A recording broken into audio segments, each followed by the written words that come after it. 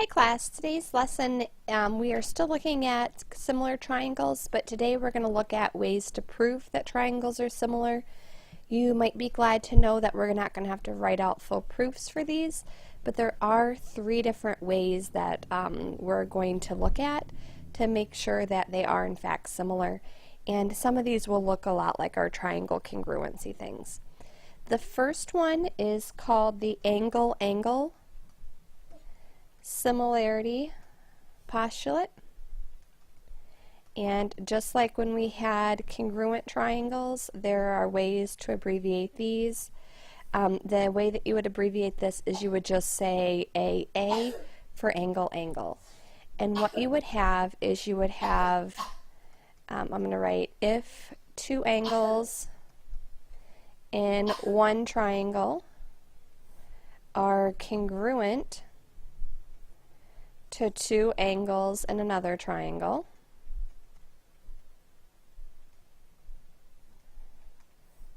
then the triangles are similar. So they won't necessarily be congruent, but we will know that they're similar to each other if all we have are two congruent angles. Sometimes students think, well, you have to have all three, and you would technically have all three angles congruent when you know two of them because of that third angles theorem. So they just give you the minimum thing possible. The next one is called the side-side-side similarity theorem. And unlike when we had the side-side-side congruency, we're talking about all the sides being congruent. For this, you need to have all three pairs of sides be proportional. So you'd have to check all three and make sure that they all have that same ratio, so making them proportional. And then the last way is called the side-angle-side similarity theorem. And just like when we looked at side-angle-side before, how we had that included angle, it needs to be two proportional sides, and you need to have the included angles congruent. So here's a picture of all of these. For the angle-angle, you would just have those marked. For these other ones, you'd have to have all the sides proportional. So you'd have to have that LJ is to QM as JK is to MP, as KL is to PQ. Or in this one, you would have to have these sides proportional. So RS is to XY as ST is to YZ, but you would also have to have those angles congruent that are those included angles or those angles between those two sides. So here for these directions it says determine whether the triangles are similar. If so, write a similarity statement and explain your reasoning.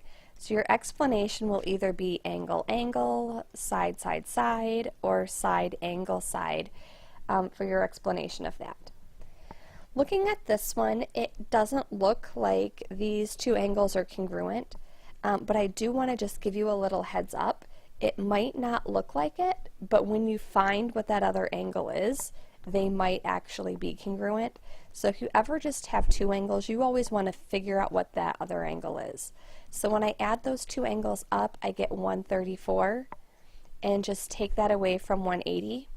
So this angle here is 46 degrees. So because we don't have two pairs of congruent angles, they're really close, but they're not the same. I would have to say that these are not similar. And if you just want to write the symbol for similar, remember it's like that one squiggle mark. You could just say that they're not similar, and if you wanted to give an explanation, you could say that there are not congruent angles.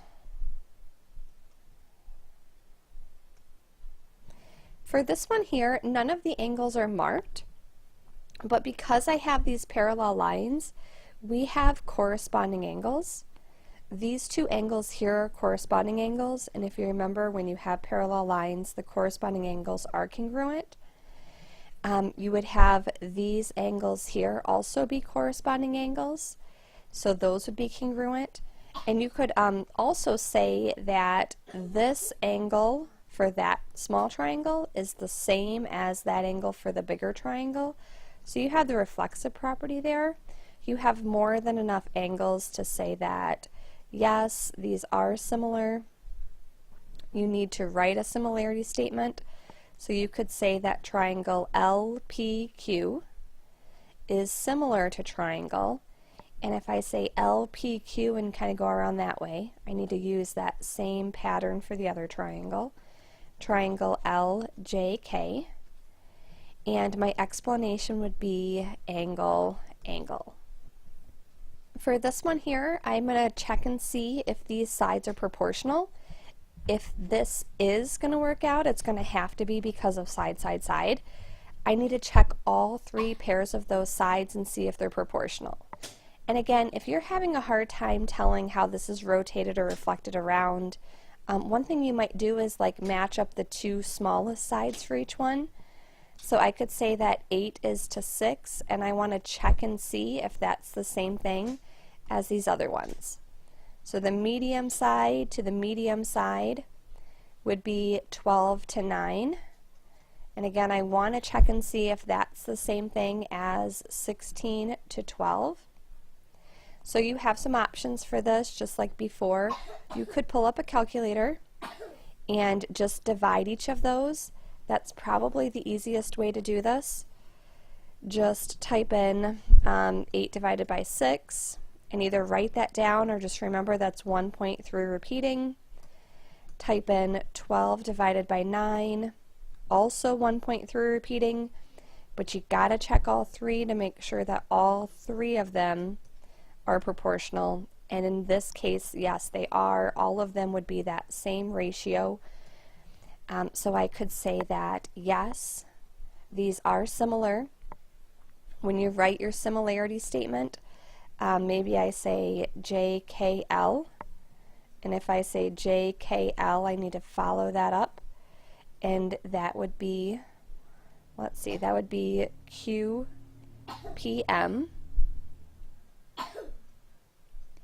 and the reason here would be side, side, side.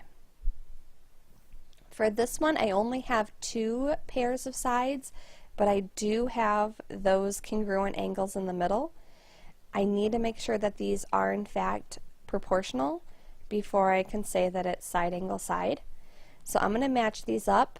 The 11 is the longer of the 2 sides, and that corresponds with the 22.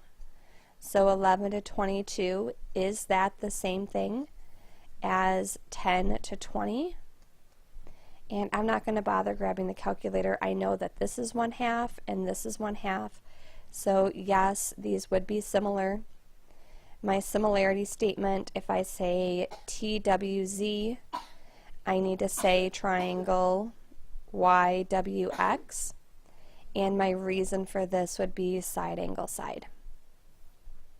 So then what I can do is I can use these similar triangles to find some different lengths.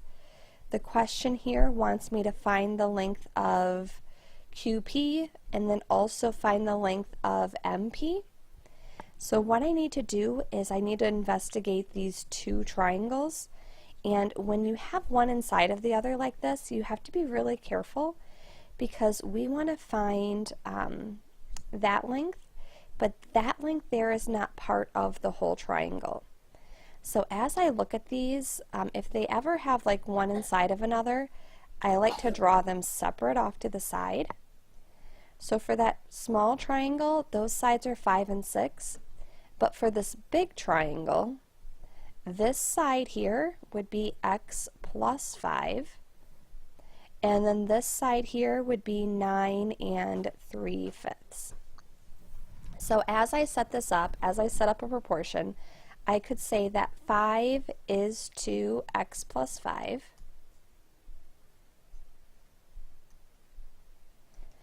As, and using these other ones, 6 is to 9 3/5. So I would grab my calculator. It's nice having it just right here. Let's see, to kind of get that out of the way. I'm going to multiply these, and I just know what this is as a decimal. If you don't, your calculator can do some more fraction things for you. I'm going to multiply 5 times 9.6 because that's the same thing as 9 3/5. So that is 48. And when I cross multiply here, you just got to make sure you distribute 6x plus 30. And you can finish solving. So 18 equals 6x, or x equals 3. So once I have that, I need to then go and plug that in so I can come up with these different measurements. So this one here, let's see, QP would just be 3. And when I find this entire side, that entire side is going to be 8. So again, just make sure you follow the directions for whatever they're asking so you're not getting these things wrong. For this one here, I want to find both of those, and those are going to be my corresponding sides. So I could say that x plus 6 is to 2x plus 6, as 8 is to 10. And I'm going to go through and cross multiply, distributing each time accordingly. So 10x plus 60 equals 16x plus 48. And go through and solve this. I have 6x equal to 12, so x equals 2. Not done though until I plug that in. So for this side here, that would be 8, and for this side here, that would be 10. And it actually works out that those would be isosceles triangles. We didn't know that going into it, but that is the way that it works out here. And then for this last example, we're going to have our artistic skills be put to the test when we have to draw this out. Don't worry, if I can do it, you guys will be able to draw it just fine. So we have Adam is standing next to the Palmetto building in Columbia, South Carolina. He is 6 feet tall, and the length of his shadow is 9 feet. The length of the shadow of the building, so you have the building here, is 322.5 feet, and we want to know how tall that building is. Well, just a little science for you quick. If this is taken at the same time of the day, which these are assuming that they are, this angle from the sun is going to be the same. So you would essentially have two similar triangles. So what you can do is you can match up their heights with their shadows and write a proportion. So we have 6 is to x, as this 9 is to 322.5. So again, I'm just going to grab the calculator, and when I cross multiply, let's see, that's going to be 6 times 322.5. So 1,935 equals 9x, and then I have to divide each of those by 9. So the answer to this is 215.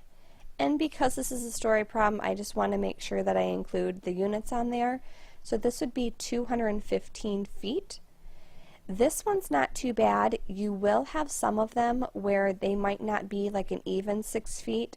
He might be 6 feet 3 inches or 5 feet 7 inches or whatever that case may be. You're going to want to convert that to feet. And if you just remember that there are 12 inches per foot, you can just write that as a fraction out of 12. So if somebody is, let's say, 6 feet 2 inches, the way I would write that when I'm writing out my proportion is I would write it's 6 2/12 of a foot. If you wanted to simplify that, you could, but because I'm assuming you're going to be using your calculator anyway, I probably wouldn't even bother. I would just write that number in my proportion. Make sure that you write this part down because I can guarantee that I'm going to have some questions on this as we start to work on the problems. So if you just already have that handy, you'll know what to do. And then for this last little bit, this is just a summary just for you guys, the 3 different ways with pictures there. So when you're doing the problems, if the directions say to explain why things are similar, your explanation could really just be as simply as writing down one of those. So I look forward to helping you guys in class, and have an awesome day.